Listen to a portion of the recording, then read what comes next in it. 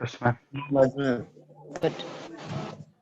So let's start with this. Here we are discussing our next topic, that is the features of software. यहाँ पर हम discuss करेंगे features of software. First we have gone through the introduction part of the software engineering. हमने software engineering का introduction part देख लिया था, ठीक है. उसके evolution के बारे में discuss करा था, उसके paradigm के बारे में discuss किया था. And now here we are discussing with the features of the software, what are the myths of software and what are the categories which are mentioned over here. So let's discuss it. सबसे पहले हम discuss करेंगे features of software. So we'll start with the features. So here are given features of good software. यहाँ पर features given है good software के. And what is mentioned over here, हमने देखा है कि हमें अगर एक सॉफ्टवेयर प्रोडक्ट बनाना है तो सॉफ्टवेयर प्रोडक्ट बनाने के लिए which is the major thing which is important, that it should specify some of the basic grounds. उसमें कुछ बेसिक हमारे ग्राउंड्स हैं जिसमें सेटिस्फाई होना चाहिए, तभी हम उस प्रोडक्ट को अप टू द मार्क कह सकते हैं, right? So here I mentioned some of the ground on the basis of which software product can be judged, it can be identified. So here are given some of the features of it. सबसे पहला हम बात करते हैं operational. Operational it does denotes कि हम ये देखते हैं कि हमारा जो सॉफ्टवेयर है वो किस तरीके से काम कर रहा है, how does it's working is processed, किस तरीके से वो काम कर रहा है, जैसा यूजर की रिक्वायरमेंट थी it is working according to that और not. So it is going to be analyzed over there. उसको एनालिसिस किया जाता है और उसको देखा जाता है कि जो हमारा पर्टिकुलर सॉफ्टवेयर है वो किस तरीके से काम कर रहा है और किस तरीके से हमें उसका आउटपुट जनरेट हुआ है. तो that particular thing is analysed over there, ठीक है. Then the next thing we are going to discuss, that is transitional. Transitional it denotes कि हमारा सॉफ्टवेयर है वो हमारा किस तरीके से काम कर रहा है, वो क्या पोर्टेबल है, क्या वो रीयूजेबल है, क्योंकि हमने जो सॉफ्टवेयर को एक बार डिज़ाइन कर दिया है उसको हम दोबारा से रीयूज कर सकते हैं, right. So let's discuss all these features one after the another. सबसे पहले हम डिस्कस करते हैं ऑपरेशनल के बारे में, ठीक है. So let's discuss about this operational. Operational this tells us how software work, किस तरीके से हमारा सॉफ्टवेयर काम कर रहा है. हम जनरली जो हमारा सॉफ्टवेयर है उसको हम कैसे मेजर कर सकते हैं, it can be measured on the budget, कि उसका बजट क्या है, उसकी यूजेबिलिटी क्या है, how it is going to be efficient. ठीक है, जो सॉफ्टवेयर बनाया है वो कितना एफिशिएंट है, किस तरीके से वो काम कर रहा है, it is going to serve its purpose, क्या उसका पर्पस सॉल्व हो पा रहा है. करेक्टनेस, इट शोज जो हमारा सॉफ्टवेयर है क्या वो प्रॉपर तरीके से काम कर रहा है, it is giving the all the outputs that are desired by the customer. So these all things are identified and noted. उसकी functionalities क्या है, dependability क्या है, it is secured and safe. So these are some of the features of the software जिसको analysis किया जाता है, and these are some of the basic concepts, कुछ बेसिक ग्राउंड्स हैं जिसके बेसिस पर आइडेंटिफाई हो सकता है. ऐसा तो नहीं कि जो हमारा सॉफ्टवेयर बना है वो इतना कॉस्टली है कि उसको अफोर्ड कर पाना is quite a difficult one. तो उसको इस तरीके से बजट प्लान करना है, उसका रिस्क प्लान करना है, वो जो हमारा प्रोडक्ट है उसको इजीली अवेल किया जा सके. तो that is the prime responsibility की एनालिसिस करना जरूरी है. Next thing is transition. This aspect is important when software is moved from one platform to another. अब जो हमारा सॉफ्टवेयर बना है that should be compatible with the various platforms. ऐसा नहीं है कि design was specific particular machine के लिए डिजाइन किया मैम गया. आपकी No, आवाज it क्लियर should नहीं be आ रही है. designed so it can be executed on various platforms. It can be executed on the various machines. तो सारी चीजों को एनालिसिस करना होता है. इट इज कैसे एनालिसिस करेंगे, पोर्टेबल है नहीं है, इंटरऑपरेबल है कि नहीं, रीयूजेबिलिटी, जो हमारा मैम सॉफ्टवेयर है उसको हम यूज कर पा रहे हैं दोबारा रीयूज, के मॉड्यूल है उनको पता है कहीं और भी एनालिसिस करते हैं, उनको यूज कर सकते हैं, उनकी फीचर्स हम अडॉप्ट कर सकते हैं. So these are some of the features which can identify. Hello ma'am. Mohit, you want to something? Ma'am Yes. Ma'am voice clear नहीं आ Your रही. voice is not clear. Kindly write a message in chat Yes, ma'am. box. Voice is not clear. Your voice is breaking. Quietly अपने message को आप chat box में लिख सकते हो. You can go for the chat box.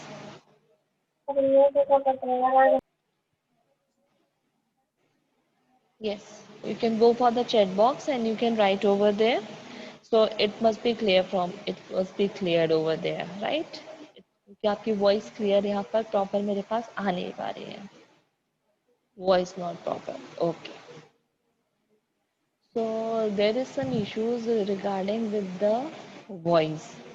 Voice is breaking. Actually, there are some network issues, so that's why I am having a recording of the lecture.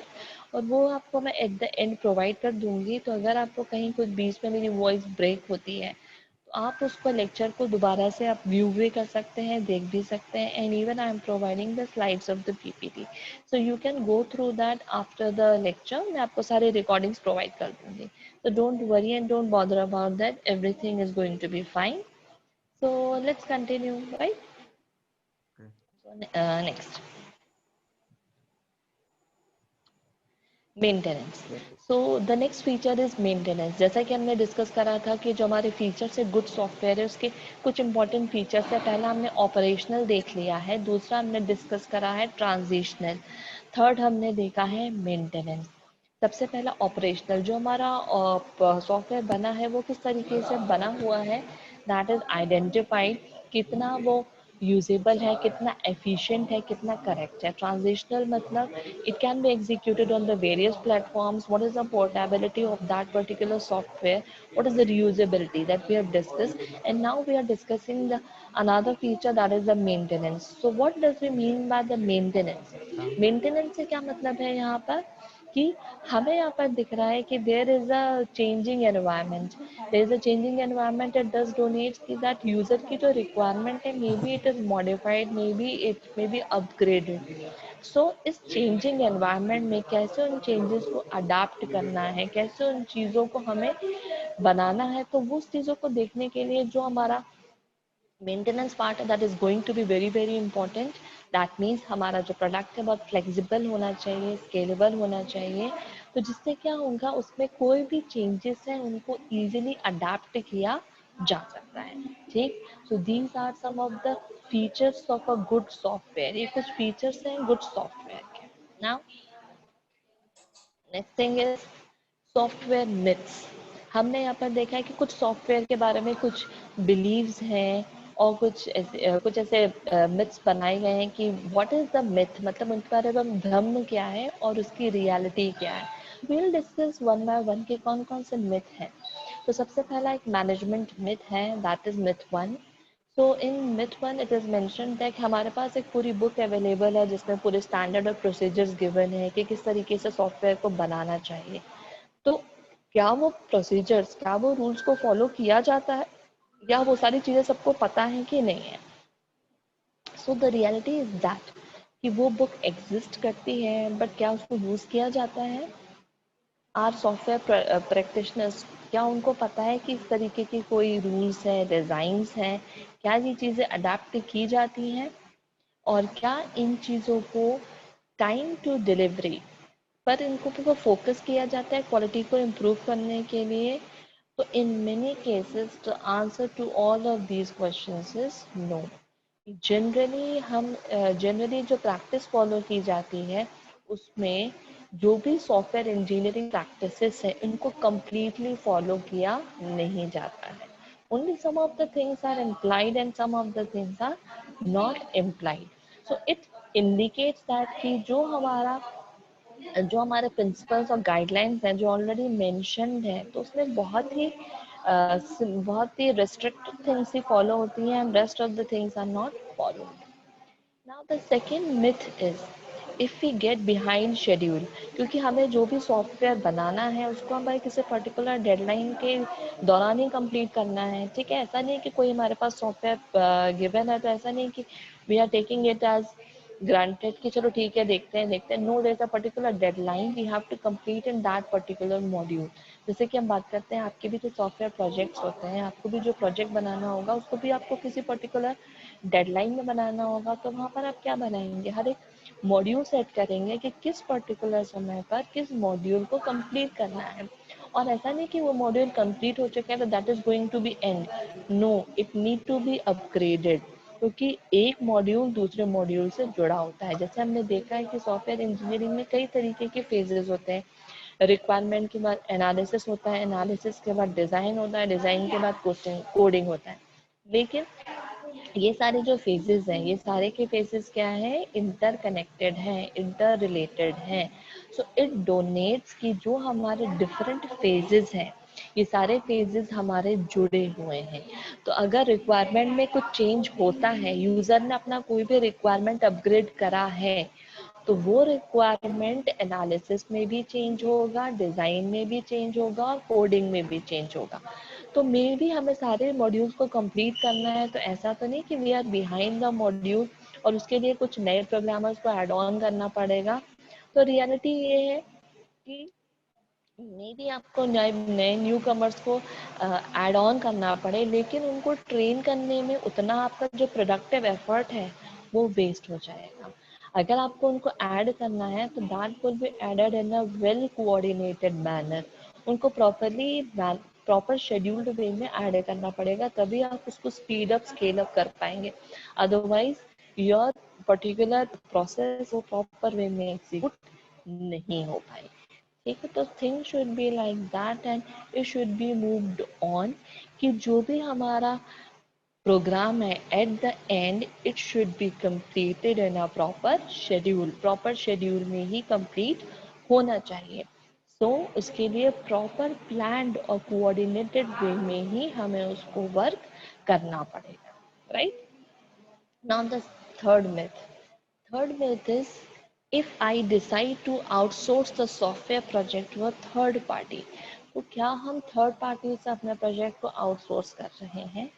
तो reality ये है कि सबसे पहले ये समझना इम्पॉर्टेंट है हमें कि अगर हमें थर्ड पार्टी से करना है तो इसका मतलब ये समझ में आ रहा है कि जो आपकी ऑर्गेनाइजेशन है, your organization is not understanding how to manage and control software. So that's why सारी चीज़ों को एनालिसिस और समझना ज़रूरी है कि जो हमारी आउटसोर्सिंग है, is it going on properly, is it working smoothly, all these things going to be analyzed, right? So these are some of the myths and these are some of the realities which are mentioned over here. ये कुछ management के myth थे। अब हम आगे दूसरे myth की तरफ जाते हैं। तो next myth is about customer myth. अभी हमने 3 मैनेजमेंट के मिथ डिस्कस करे, अब हम कस्टमर के मिथ डिस्कस करते हैं। तो कस्टमर का पहला मिथ ये है, a general statement of objective is sufficient to begin writing program. We can fill in the details later. That means कि कस्टमर कह रहा है कि अभी जो भी उसका ऑब्जेक्टिव है उसके हम प्रोग्राम लिखना शुरू कर दें, धीरे धीरे gradually it will be upgraded. So हम इसमें ये कहना चाहते हैं कि रियलिटी ये है कि there may be an ambiguous statement of objective, that means may be user कुछ और कहना चाह रहा है और उसको किसी और तरीके से प्रिटेंड किया जा रहा है, दैट में रिजल्ट इन अ डिजास्टर। हो सकता है वो चीज़ें कम्प्लीटली सेटिस्फाई नहीं हो जाए और फुलफिल ना हो पाए। तो सबसे पहले यूजर की रिक्वायरमेंट को समझना ज़रूरी है और उसके लिए क्या रिक्वायरमेंट है, एक इफेक्टिव और कंटिन्यूस कम्युनिकेशन होनी चाहिए कस्टमर और डेवलपर के बीच में जब तक कि पूरी चीज़ें प्लान आउट नहीं हो पाती। अगर कस्टमर की सारी बातें डेवलपर को क्लियर नहीं हो रही हैं तब तक उस चीज़ को आगे लेकर कैरी ऑन नहीं किया जा सकता। फॉर एग्जाम्पल सिंपल सी बात है, अगर कस्टमर की रिक्वायरमेंट, अगर मान लीजिए किसी को कुछ हम एक सिंपल सा एग्जांपल लेते हैं, फॉर एग्जांपल अगर किसी को कुछ स्पेशल केक ही ऑर्डर करना है तो उसके लिए पहले पूरा पता होना चाहिए कि कस्टमर की रिक्वायरमेंट क्या, उसको किस तरीके की डिज़ायर्ड है, उसका किस तरीके का केक उसको रिक्वायर्ड है। अगर प्रॉपर केक के बारे में उसको डिटेल ही नहीं पता है जो केक को बनाने वाला बेकर है तो वो कैसे उसके रिक्वायरमेंट को फुलफिल कर सकता है। तो पहले उसकी पूरी रिक्वायरमेंट को समझ ले कि किस तरीके की रिक्वायरमेंट है उसकी, देन जाके वो बेकर उसकी डिमांड को फुलफिल कर सकता है। तो सिमिलरली सबसे पहले हमें समझना ज़रूरी है कि यूज़र चाहता क्या है। अगर यूज़र की रिक्वायरमेंट समझ आती है तो ही हम उस चीज़ को फर्दर प्रोसेस कर पाएंगे। ठीक है, आ रही है बात समझ में सभी को? एवरीवन इज गेटिंग इट और नॉट? से यस और नो, यस मैम। चैट में ही लिख दो एटलीस्ट। आ रही है बात समझ में? Okay, good yes ma'am. Good. तो नेक्स्ट आगे हम डिस्कस करते हैं नेक्स्ट मिथ के बारे में। Next myth is software requirements continually change but change can be easily accommodated because software is flexible। ठीक है, तो अब हमने पहले भी देखा है कि भाई सॉफ्टवेयर रिक्वायरमेंट है, अपग्रेड हो रहा है, उसके अंदर कुछ चेंजेस हो रहे हैं, तो वो सारी की सारी चीजें क्या है, जरूरी है समझना। अगर क्योंकि आज की जो रिक्वायरमेंट है उसके अकॉर्डिंग कोई भी जो चीज़ें हैं उनको इजीली अकम्प्लिश करना पॉसिबल नहीं है, तो उसके अंदर मॉडिफिकेशंस होते रहते हैं। जैसे आपने देखा देयर आर वेरियस वर्जन्स। पहले आपने देखा था कि एक जनरल बात करते हैं हम, व्हाट्सएप की बात करते हैं, तो पहले जो हमारा व्हाट्सएप का सॉफ्टवेयर था उसमें इतने सारे फीचर्स नहीं थे, लेकिन धीरे धीरे हम देखते हैं कि there are various features which are added on. पहले जो हमारा व्हाट्सएप का था it is basically our chat application, सिर्फ एक चैट एप्लीकेशन थी कि सिर्फ इसमें मल्टीपल यूजर्स इजीली आपस में कम्युनिकेट कर सकते थे। धीरे धीरे हमने ग्रेजुअली देखा कि there are various features which are added it on, बहुत सारे फीचर्स ऐड हुए, वॉइस मैसेज भेजने लगे, ऑडियो भेजने लगे, वीडियो भेजने लगे, and then video calling, so there are various changes which are going to be adapting। तो आपने देखा कि यहाँ पर हम देख रहे हैं कई सारी चीज़ें एड ऑन हो रही हैं। जैसे हमारे पास पहले हम बात करें फॉर एग्जांपल जीमेल की, तो जो हमारे पास पहले जीमेल अकाउंट था उसमें हम सिर्फ पहले जो हमारे पास गूगल था तो that is basically use for sending messages mails, उसके लिए यूज किया जाता था।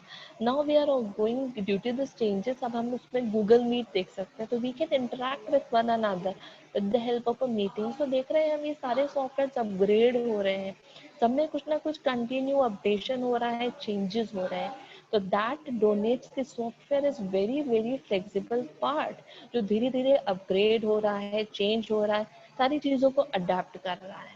तो we can see the reality that requirement change होती है तो उसमें सारे चेंजेस भी होते हैं, तो धीरे धीरे कॉस्ट पर भी इफेक्ट आता है। ठीक, तो इस तरीके से हम देख सकते हैं कि जैसे कि रिक्वायरमेंट आएंगी वैसे वैसे चेंजेस होंगे, और जैसे उसको चेंजेस करना पड़ेगा तो उसमें कॉस्ट भी थोड़ी बहुत इम्पैक्ट होगी, किस तरीके से उसको प्रोसेस करना है, क्या फर्दर रिसोर्स ऐड होने वाले हैं हमारे पर्टिकुलर प्रोजेक्ट में, तो that also going to be upgraded. So this second part कि यस चेंज होगा, चीज क्या जो चेंज होगी। देन ये हमने लिए तीन, एक तो हम मैनेजमेंट देखा, एक कस्टमर का, तो हम देखते हैं प्रैक्टिशनर। तो according to practitioner once we write a program get it to work our is done. नहीं, एक बार आप बना दिया प्लान तो क्या वो हमेशा के लिए रहेगा? नो, जो भी हमारा काम है उसे हम जनरली क्या हो कि जो हमारा एफर्ट है वो जनरली धीरे धीरे करके एक्सपेंड हो ही जाता है। So these are the major changes which are going to be adapted one after the another। ये सब changes होते हैं, ठीक है। So these are some of the myths which we have seen। Then and एक और myth है, until I get the program running I have no way of accessing its quality। No, there is a technical review team. एक technical review team है जिसका काम ही ये होता है कि आपके प्रोजेक्ट को एनालिसिस करना होता है एट द वेरियस फेजेस। तो ये अश्योर करता है कि जो भी आपका सॉफ्टवेयर है it is going to be a quality product, it going to be a very effective. तो उसके लिए बहुत सारे सॉफ्टवेयर रिव्यूज होते हैं, टेक्निकल कमिटी रहती है जो सॉफ्टवेयर डिफेक्ट्स को टेस्ट करी है और एनालाइज करी कि जो आपका प्रोडक्ट है that is going to be up to the mark. Third एक मिथ है, the only deliverable work product from successful project is a working program। तो वर्किंग प्रोग्राम में हमने देखा है कि कई सारे पार्ट्स उसके अंदर इंक्लूड होते हैं. So there are various things which are going to be included. तो रियलिटी ये है कि एक वर्क प्रोडक्ट के अंदर कई सारी चीज़ें एग्जिस्ट करती हैं. It basically forms a foundation कि किस तरह से हमारा जो प्रोडक्ट है वो बना है, उसके क्या क्या इन्वॉल्व है.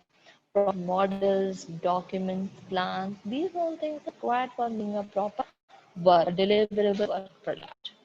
Okay. Next, myth 4 है हमारा software engineering will just create voluminous unnecessary documentation will inevitably slow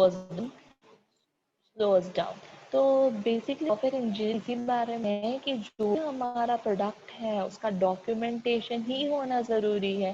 क्योंकि कस्टमर से अगर आपने सॉफ्टवेयर उससे अगर आपने डिस्कस करते वक्त डॉक्यूमेंटेशन नहीं रहा आपके पास कि यूज़र ने आपसे क्या रिक्वायरमेंट ली थी, चीज़ें हुई, तो वो डॉक्यूमेंटेशन होना बहुत ज़रूरी.